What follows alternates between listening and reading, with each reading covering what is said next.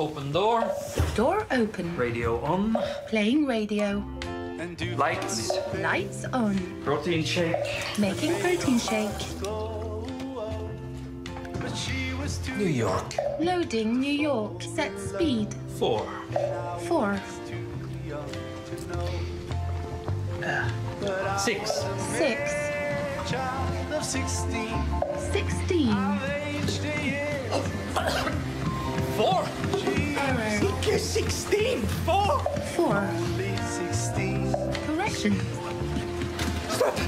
Up. 9. Down. Lights down. 4. Og fra en klassiker til en annen, her er Summer of 69. 69.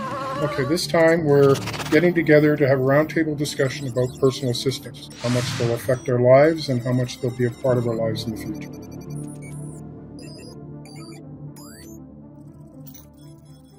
Do you currently use an AI assistant of some form? If so, primarily for what? And we don't necessarily always have to think of AI assistants as being a Siri or Alexa. They can be in many different forms. I'm using one of the software called Grammarly, which combines rules, patterns, and AI techniques such as machine learning, deep learning, and natural language processing to help check my grammar mistake in order to improve my writing. I also use the iRobot Roomba to vacuum my house, which has advanced decision-making capabilities powered by AI.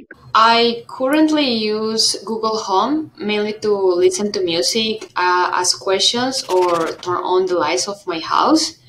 And I really like it because the response is mostly instantaneous, and also it has good sound quality considering its small size. I use Siri mainly on my Apple Watch or iPhone, and mostly I ask about weather, date and time, or I set alarm.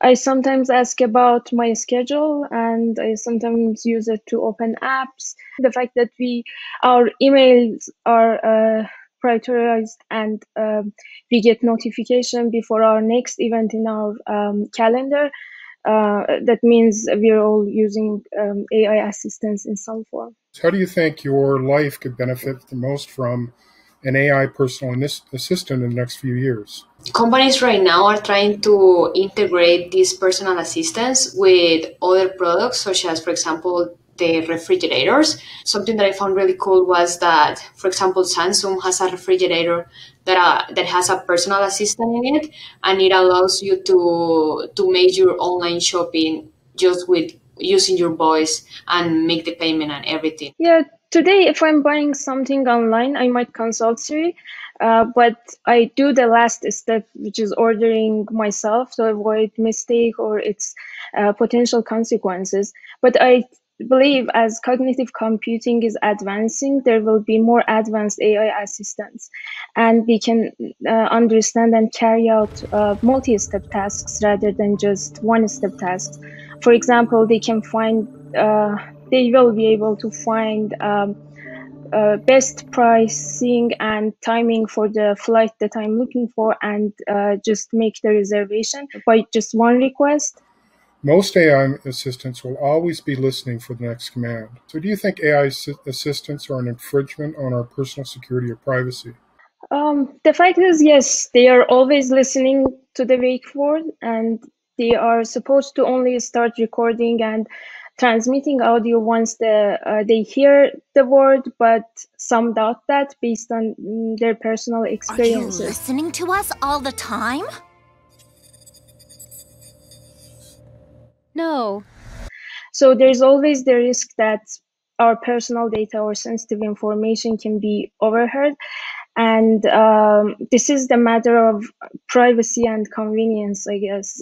Those who are concerned and more sensitive to privacy issues may choose not to use, or make sure they tighten up the security settings. But they are ubiquitous and inevitable, and they can be at your friend's house or in public places. I personally don't have a problem with this as long as these data are not misused and they're just used, for example, to recommend me products or suggest me directions. So one of the ways to secure your personal data is always to check what kind of data those AI assistants are accessing, such as your location data or your voices or even bio data, etc. And what kind of security controls those companies are in place to protect your privacy, and only allow the AI assistants to access your data when you are using the programs or devices. However, in case you are still very concerned over the infringement on your personal security or privacy, then I would suggest in that case you should definitely limit your usage of the AI assistants. There is a trade-off between privacy and convenience. So I guess as long as the users know what the companies do with the information and for how long they store it, I think they can make informed decisions whether or not to buy these devices. Also, right now, I think each company handles the information different. So maybe in the future, it could be better to regulate that part and not, because right now each company has their own policies into how to handle the information collected. Google collects pretty much everything about your phone. It uses for traffic information, right? So as you're driving around the city or whatever, Google's using you as sort of an isolated data point to provide all of its feedback and traffic analysis. And it's also been using this data for various COVID dashboards and stuff like that through various governments and stuff like that. Or what if by accident they just leak your data, or some people are able to gain unauthorized data, right, without even the permission by the company. So in this case, for me, I actually specifically turn off my location sharing. And for any apps that are running on my phone, for example, I will usually double check the permission I'm granting on those programs, and periodically I will also run like a check on my cell phone, and also to turn off any unnecessary sharing of data, just to make sure that I'm protecting my personal data properly. We have seen movies like Her and other examples of TV characters falling in love with AI personal assistants or getting closely attached to them. How likely do you think someone will form a dependent relationship on a current or future AI personal assistant? I think consumers are becoming increasingly more comfortable upon using their voice to talk to their personal assistants. So I think using your own voice gives you like a more closer relationship with the device, and even though it is a machine, it feels like the interaction. It feels more natural. Consumers could potentially form a dependent relationship with these devices because they help them to get better and quicker information and also services. You will start to rely on something once you are used to it.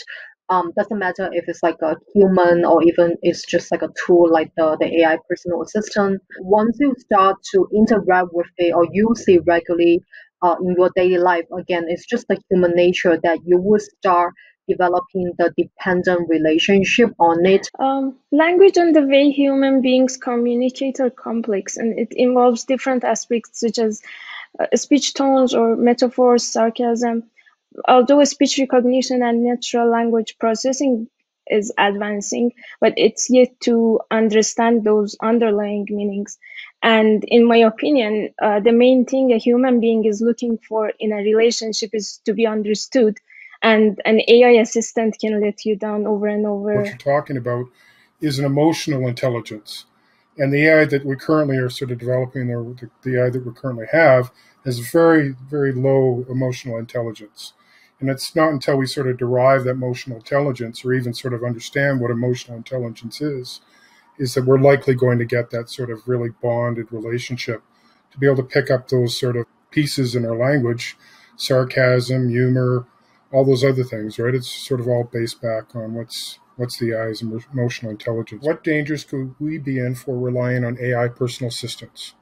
Are we doomed to the movie WALL-E, for instance, where we have to rely on assistants to go outside? Or if we are planning to rely on AI personal assistants, potentially even like general AI in the future to replace core human capabilities.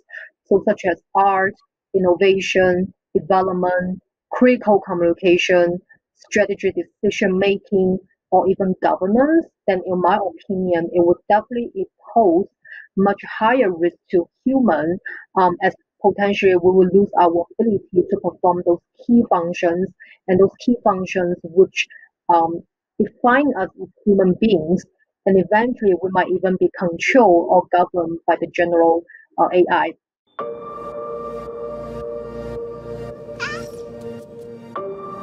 Why aren't there any more children, Mother? There used to be. Then why did you only make one? Mothers need time to learn. Do this together. One of the dangers is, again, they can be hacked remotely, and the personal data and sensitive information can be stolen, and they can be misused. One way of hacking is called voice squatting, where there are some malicious apps that are pronounced similar to the legitimate apps. And once you call and request the legitimate app, they can be invoked instead of that, misuse your data. What if the AI got to a point where it wasn't just sort of AI assistance, but it was sort of also helping AI governance, or all sorts of governance and rules and stuff like that, to control rules where, you know, things like COVID and stuff like that could be automatically controlled and rules would be automatically enforced without politics and stuff like that? Would that be something that would benefit Canada, US, other countries? It's a very controversial topic. Some countries, such as China, they're using AI governance technology right now, especially over COVID. And I know there has been a huge controversy there because definitely in terms of, for example, infringement or breach of privacy, right? Because right now you're talking about even having unlimited access to the bio data or even personal data in order to in place the AI governance. In terms of COVID, you are talking about like an emergency state, which is not like a usual situation. To me, it's almost the same as like being in the war, just except right now it's like an invisible war because the virus is surrounding us. In case we need to deal with the emergency state, we probably have to implement some unusual measures. For example, even the COVID measures we are facing right now, right, which is definitely not what we want to look at it in our daily life, so we just have to do it.